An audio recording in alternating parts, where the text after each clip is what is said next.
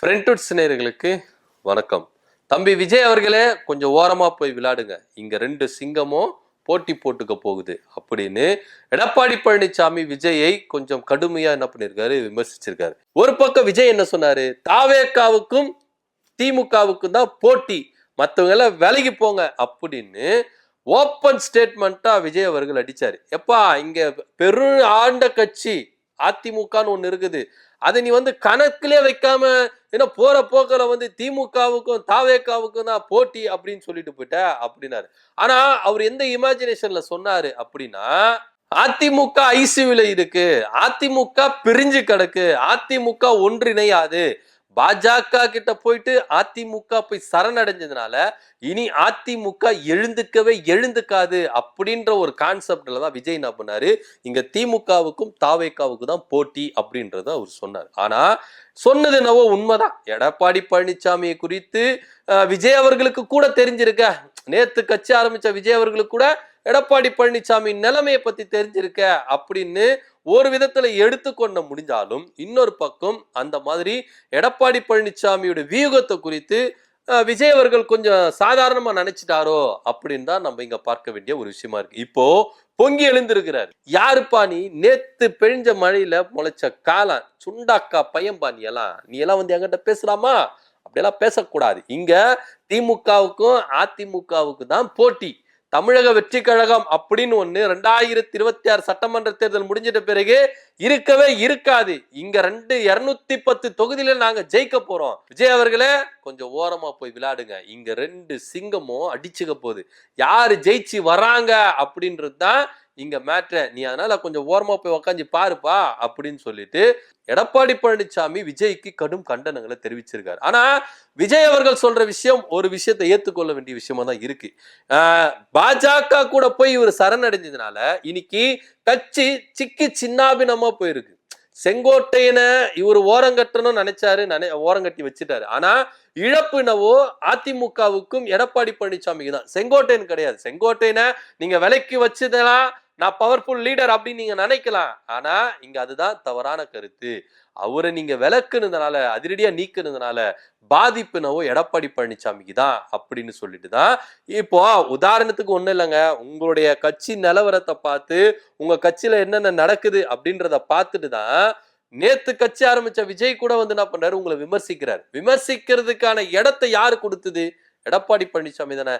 நீங்க ஒரு கட்சி, பலம் வாய்ந்த கட்சி, தமிழகத்துல 2 பெரும் கட்சிகள் ஆண்டு இருக்கு, ஒன்னு திமுக இன்னொன்னு அதிமுக. 50 ஆண்டு வரலாறு அதிமுகவுக்கு உண்டு. அப்பேற்பட்ட ஒரு ஆளுமை மிக்க கட்சி இன்னைக்கு தோய்ந்து போயிருக்கு.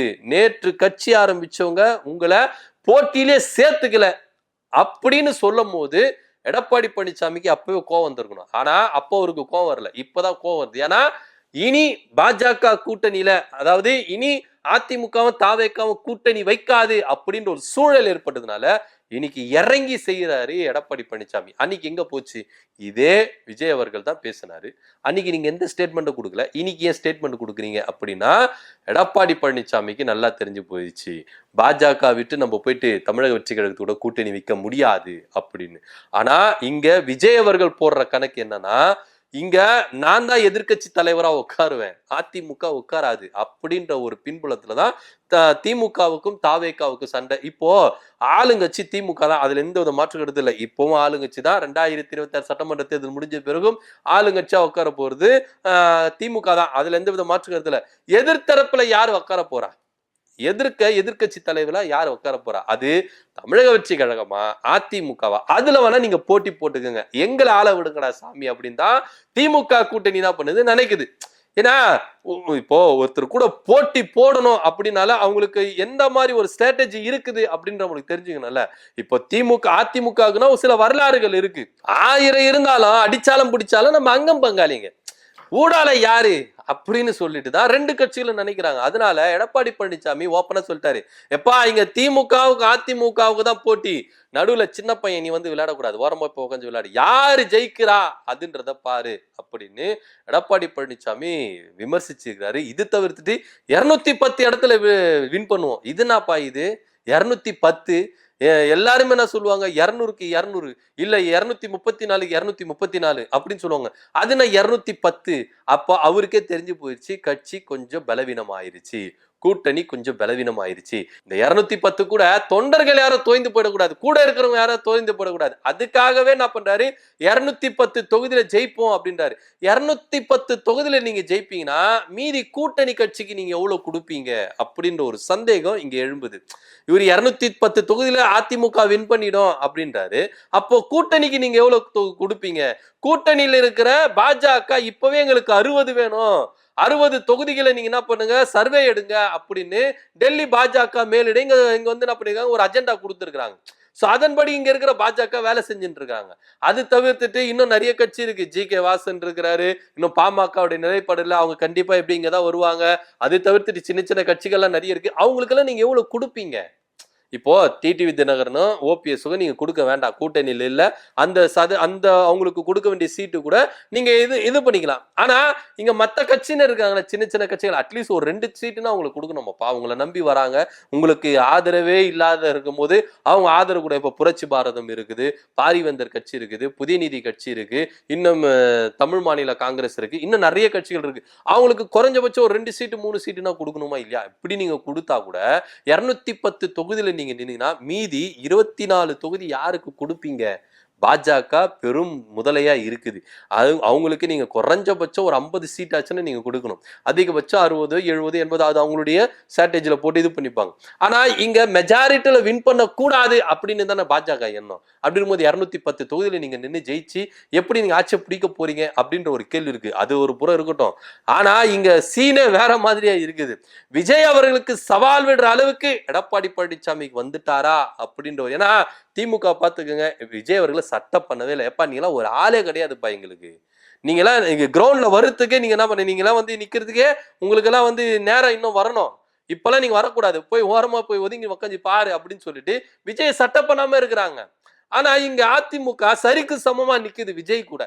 தமிழக வெற்றி கழகத்து கூட அதிமுக சரிக்கு சமமா நிக்குது. அந்த அளவுக்கு தோய்ந்து போயிருச்சா அதிமுக அப்படின்ற ஒரு கோணத்திலும் நீங்க பார்க்க வேண்டியதா இருக்கு.